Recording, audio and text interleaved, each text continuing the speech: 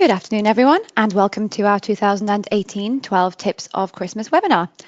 Christmas really is around the corner now, and we've well and truly gotten ourselves into the spirit of it this year with some lovely tips and tricks for one and all. For those of you that don't know us by now, I'll give a brief introduction. Amy and I have been working on TOPdesk webinars for over 2 years, can you believe it? And we feel that webinars have gone from strength to strength, and have therefore decided to bring back the 12 Tips of Christmas webinar from 2017 based on positive feedback we've had from customers. Now, these aren't the same tips as last year. These are brand new ones, just so you know. And you may also notice that we've got a new Christmassy picture. And this was actually taken at our Christmas party on Friday, and we made sure we got it taken especially. But back to the more practical stuff. As always, this webinar is being recorded and will be put onto YouTube and sent to you by email at our earliest convenience. So don't worry if you miss anything during the broadcast. And please do ask us questions throughout using the GoToWebinar player. We'll endeavour to get back to you all at the end, but do bear in mind that if you're not asking a question, you should minimise the player to avoid missing out on the content on the screen. So just what can you expect from us today? While we'll be covering topics like new features, general tips and tricks, and just some handy hints for getting the most out of your TOPdesk, and that is both within the software and from us as an organisation. But let's kick things off by taking a look at what's recently been released in TOPdesk Labs. Now, a little bit of a spoiler, this is pretty much 3 tips in one, but the 15 tips didn't sound quite as catchy, and we didn't want to deprive you of knowing about all of the cool features in there at the moment. Small reminder as well, Labs is only available for our SaaS customers. But then obviously we do release things from Labs into all main TOPdesk environments. So lab release number 1 is shared calls.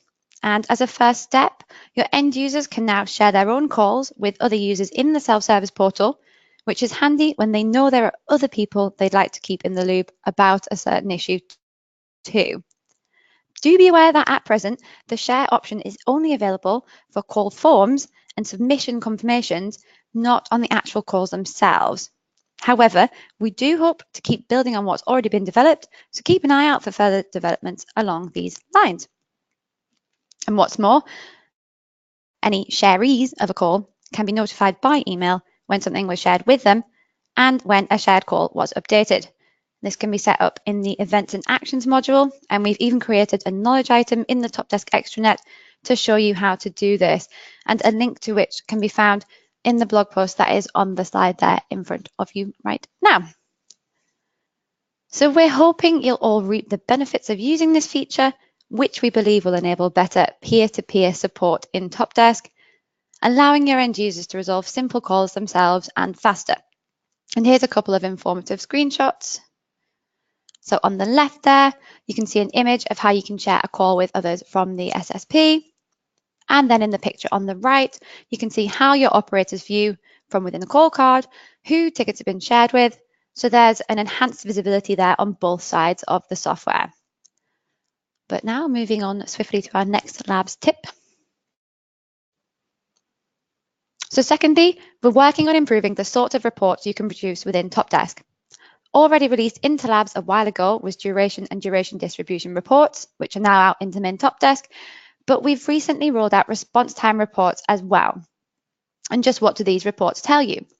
Well, if you work to specific SLAs, as many of our managed service provider customers do, you want to be able to clearly see how well you're doing at meeting your SLAs with your customers.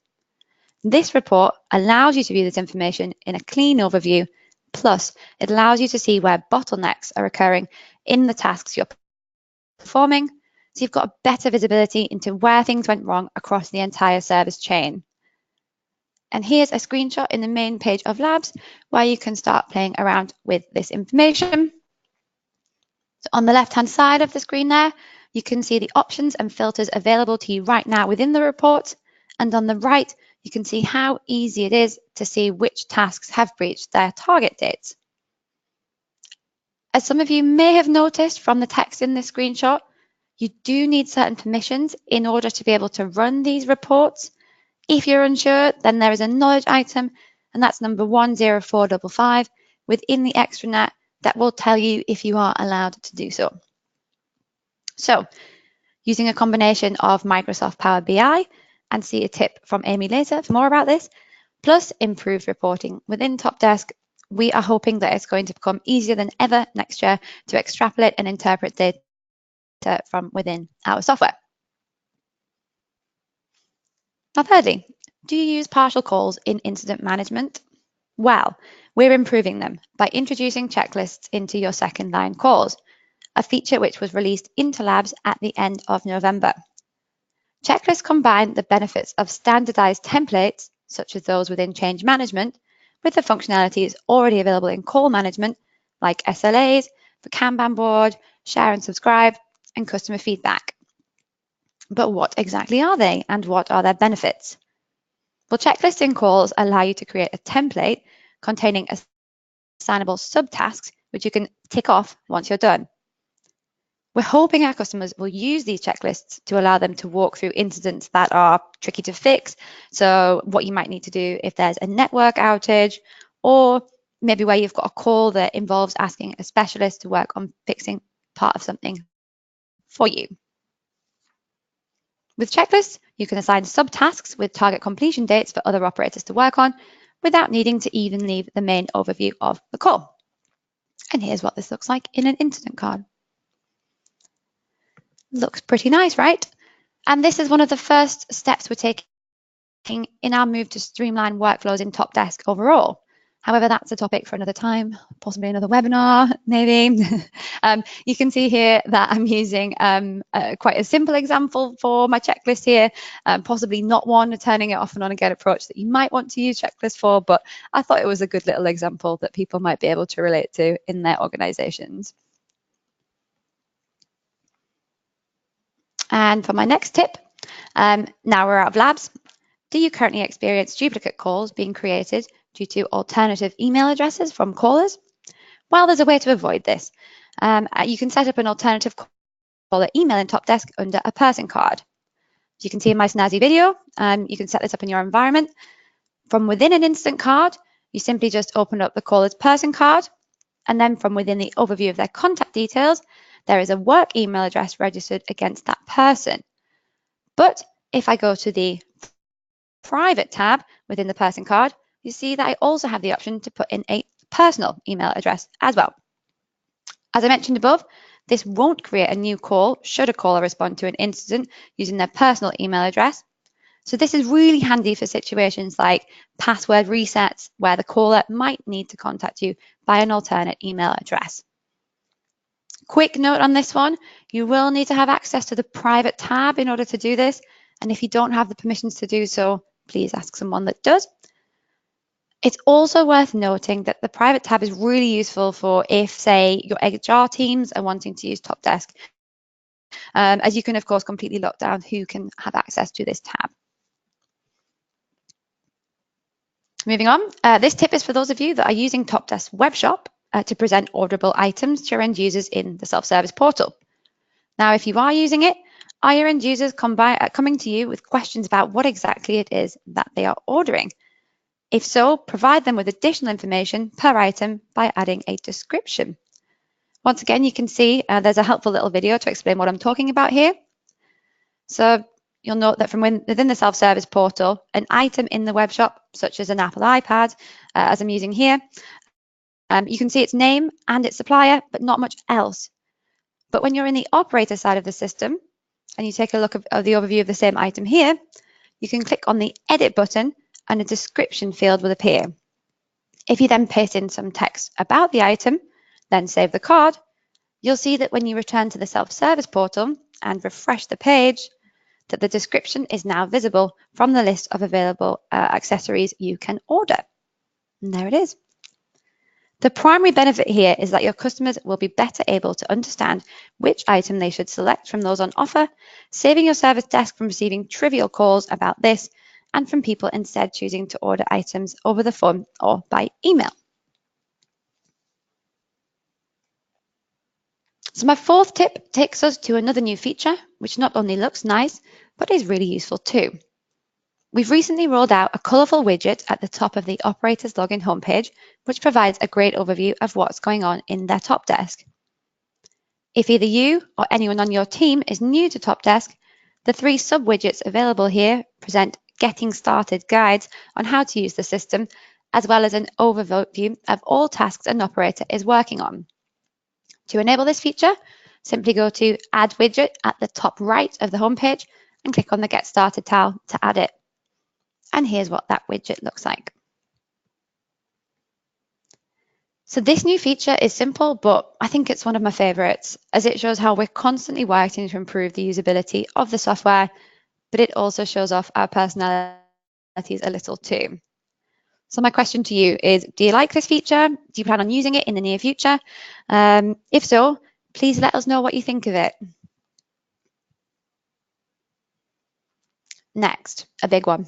Most of you will now know that we're completely redeveloping our asset management functionality in line with our move to improve the architecture of the entire software. This is a big job and it is not one for the faint-hearted, so please therefore be patient with us as we roll out continuous improvements to this module. We thought this webinar would be a good moment to reflect on the main changes to the new asset management in recent months, as I know a lot of you are curious about it, and many of you are also wondering what's coming up next year as well. Well, firstly, we've been working on improving importing assets into the new module. So you're now able to set up your own asset management imports without assistance from TOPdesk. And with the new import wizard, you can easily import your CSV and Excel files straight into the system. Once you've imported a file, you can set up field mapping to point data from these files straight into your assets. Then you can choose exactly when, if applicable, you'd like to schedule a periodic import into TOPdesk to directly process uploading your source file for you. What's more, there's a preview functionality built into the import, so you can proofread if there have been any errors or anomalies that may have occurred during the upload. And then in future, you can also expect to be able to fetch data from SQL views, import people from Azure AD, and a lot more. And secondly, in addition, bulk editing and deleting of assets is possible now as well. I know that is something that a lot of you have been wanting for a while, and it's now here just in time for Christmas. At present, this service benefits from the new TOPdesk architecture, so it's not yet available for our on-premise customers. So if you do use TOPdesk as a subscription, the aim right now is to release this feature together with the new virtual appliance in the first quarter of 2019. And for our SaaS customers, we're also planning on adding permissions groups per asset type in Q1 of 2019, meaning that you can filter out who can see what assets you have within the new asset management. And then this will be further rolled out to operators sometime next year too. Finally, we will also be releasing built-in reporting capabilities during the latter half of next year. But until then, we'd encourage you to either keep using configuration management, so i.e. the old asset management, or use reporting via our data feeds, for example, within Power BI, to produce those powerful custom reports of your own. But as I did say, Amy will be talking a bit about reporting using Odata soon. So for my final tip of today, before I pass you over, I'd like to give everyone a quick reminder that every month, one of our consultants dedicates a day of their time to helping out our customers, and it is for free. So we have several slots available every time we hold Dr. TOPdesk sessions, each of which lasts for 1 hour. These are open to all customers, big or small, and can be booked on a first-come, first-served basis by either one, heading to the link on the screen right now, which contains a form you can use to inquire about the next Dr. TOPdesk day. 2, contacting your account manager or inside sales representative, or thirdly, by simply calling us on the office number on the slide there. As an FYI, you can chat to the consultant on the day about anything you would like, but it is a lot more useful for them if you can send an email to prepare them in advance of what you'd like to talk about. So for example, reporting, asset management, workflow templates, whatever you like. And if you are interested in anything that you've just heard, please sign up for a session with us. The next day will be on the 14th of January, and that is with the lovely Sarah Bilton. Well, that is me done and dusted for 2018, but let me now hand you over to Amy to continue the festive goodness. Thanks, Sam, and hi, everybody.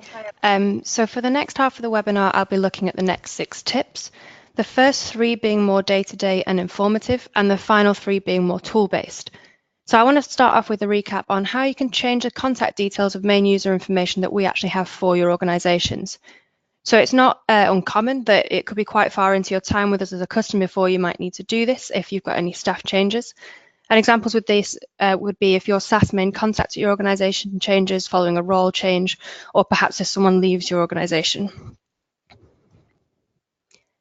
So the easiest way to do this is by heading to the TOPdesk extranet and using the Manage Contact Persons tile. So this screenshot you can actually see on the screen is of our internal extranet, and I've just changed one of the internal tiles, but this is exactly what you should be able to see on yours as well. So it might vary slightly to this one, but access will be there for you. Then within this tile, you can just simply submit the request form to us, and the details can then be updated accordingly our side. As well as this, you can email the info@topdesk.co.uk email address, and one of our lovely team will process the request. In fact, if you're lucky, it might even be Sam. But it is important to keep the information up to date to make sure that the relevant people are receiving important updates that could impact your organization. So this could be a SaaS update or perhaps more exciting webinar updates for you. But as well as this, more importantly, making sure that staff that have actually left your organization can be removed from our system just to ensure that your organization has done its GDPR due diligence. So my next tip leads me on to talking about available content from a recent customer event. Some of you will be aware that we recently held our TOPdesk on Tour events, which took place in October and November of this year in London and Manchester. So thank you to those of you that did attend. I hope you found it useful and gained some good takeaway tips and contacts to help you now that you are back in your organizations. And as always, the day was filled with presentations, workshops, and this year we had 2 different customer presentations across both events. But all of the presentations from the day are now available online. So if you didn't get a chance to attend or you'd like to recap from what you learned on the day, you can access this at any time now. So you can see the available presentation topics on the slide at the moment. The 4 topics on the left were actually delivered by TOPdesk colleagues. The 2 top sessions on the right-hand side were our workshop sessions that saw teams of customers mapping out customer journeys and other customers creating their own agile pizzerias in the Kanban pizza workshop. But then the final 2 on the bottom there on the right show the 2 different customer presentations. So the first is following Walraven's digital transformation story, and the second is Medway Council's journey so far, in which they share their tried and tested tips to improving their service department and the hurdles that they did face along the way to their ongoing success. So you can access all of these slides as well as photos from the day, any roundtable notes that were taken, and useful links, which is just on the URL on the screen. And my final, more informational tip before I move on to a few more functionality-based tips is about changes to how you can book in consultancy days with us, or perhaps find out any answers relating to this. So we have recently restructured the process here at TOPdesk in how customers can request this information relating to consultancy. So this could be anything from finding out how many consultancy days left you've got on existing quotes, perhaps getting in touch to book some days in or request new ones, perhaps you want to cancel a day, or even as Sam discussed, just to book in a Dr. TOPdesk session with us. And all queries can now be emailed to planning@topdesk.co.uk, and the team there will be back in touch with you to help out.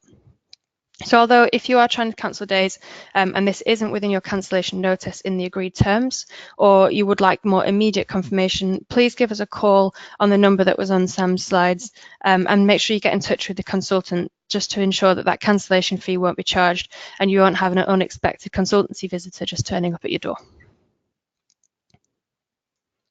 Now, as promised, onto some more functionality-based tips, the first of which Sam actually gave you some spoilers for earlier on, which is about how to further the use of TOPdesk data and reporting by taking advantage of having direct access to your TOPdesk data via OData, and the ability to then connect this to Power BI, Excel, or other business intelligence tools in TOPdesk.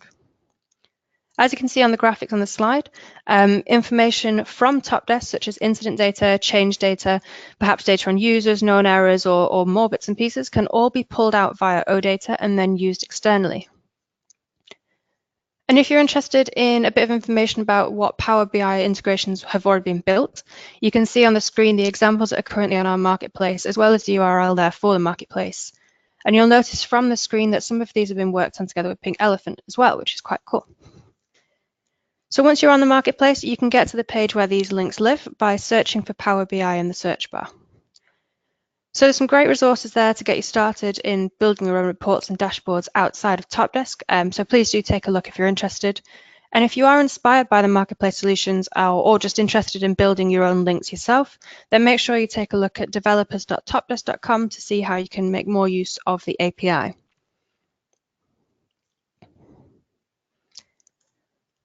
So some of you may have already checked out the next tip if you are avid users of TOPdesk Labs, but if not, TOPdesk Chat has now been added into Labs for you to test and feedback on before a final version can be released for all. You might be wondering why we haven't included this in Sam's lab section earlier, but we thought this one deserved its own moment in the spotlight. So as it's Christmas, we have given it its own slide. So this feature allows your customers to live chat with the service desk from the self-service portal for the operators to then create an incident from handling the chat. You can head to Labs to enable this feature for yourselves, but I did just want to take you through some screenshots first here as a preview of what can be done. So as you can see, here we have our standard self-service portal, which we all know and love, but with a new shiny chat box, which is expandable and collapsible in the bottom right-hand side of the screen. Once that chat's been submitted, the end user will then see that the service desk are waiting for an operator to accept the chat, so they sort of have their expectations managed to where it's up to. And then once that chat has been entered by the end user, this screen here is the operator view, which will be seen once that blue chat notification in the top right-hand side has been clicked, and then providing that they've marked themselves as available for new chats, both of which areas you can see on the image on the screen. The operator can then click on the chat in the queue, and the Pick Up Chat button will appear. This then means that your operator can chat freely with the end user to help assist with the query. And then once they're ready, they can close the chat in the top right-hand corner of the screen that you can see there, where they'll be prompted with this confirmation to whether they do actually really want to close the chat. The image below there shows that this gives the notification at the bottom to say the operator has closed the chat, which in my case looks like I've been a little bit impatient waiting for them to reply, so perhaps don't rush to hire me for your service desks just yet. But you do then get the ability to create a new call or delete the chat. The options will be there, so you can do whichever if needs be. And when that new call is created, the familiar incident card will pop up and the information from the chat will appear in the usual place to capture that information. This will then open the call in a new tab without closing the chat itself. So if you would like to try this feature out, especially if you have the need for chat in your organizations, then please head to Labs and enable it to test if you are a SaaS customer. We really need our customers to feedback if it's going to be useful for you or not, or perhaps you have any changes or suggestions that could be made to make it better for the actual release. But firstly, it's just to make sure that the feature will actually be released into environments when people have found it useful, but more importantly, just to make sure that we are actually releasing something that's in line with what our customers actually want and need. And finally, this leads me on to my last topic, which is the Kanban board. So the Kanban board has been fairly recently released into TOPdesk. It isn't completely brand new, but as we haven't paid any attention to it yet in webinars, and Sam and I both really like it, we thought we'd like to just add it into this one for you. So it's really easy to use once you're up and running, but if you haven't set it up yet, you'll need to define a status to each corresponding lane of the Kanban board before you can be well on your way. Now, I hope that you're watching the clip on the screen, as what you can see here is how to initially map the statuses to the columns. You can see currently where to find this on the operator side. Then the initial setup will give you handy tips at the top of what to do next, such as mapping the statuses using the edit button. And these will then set up for the specific operator groups. Then you can simply just start dragging and dropping these statuses to where they need to be in the relevant lanes. So you'll notice that within the different lanes, as they're dragging out now, that you do have the option to actually put multiple statuses in each lane. This is particularly useful just to make sure that you can always have the most relevant status when you are keeping those records up to date using the Kanban board. I also really like the feature there where you can add to knowledge base when the call's dragged to the closed lane, which I hope those of you who are interested in KCS and shift left are also appreciating. And the statuses that you do choose here can be changed at any time as well. But the latest feature for the Kanban board is available, which is the availability to add notes, which can be tested in labs as well. Now, the thinking behind this is to enable teams to continue to work in an agile way in TOPdesk for tasks that are perhaps smaller projects, or to represent other tasks other than incidents, such as changes on the Kanban board itself. So notes can be created in the usual Create drop-down, which you can see in the interface, and these can be linked to other records when the reference number is actually added to the text of the note.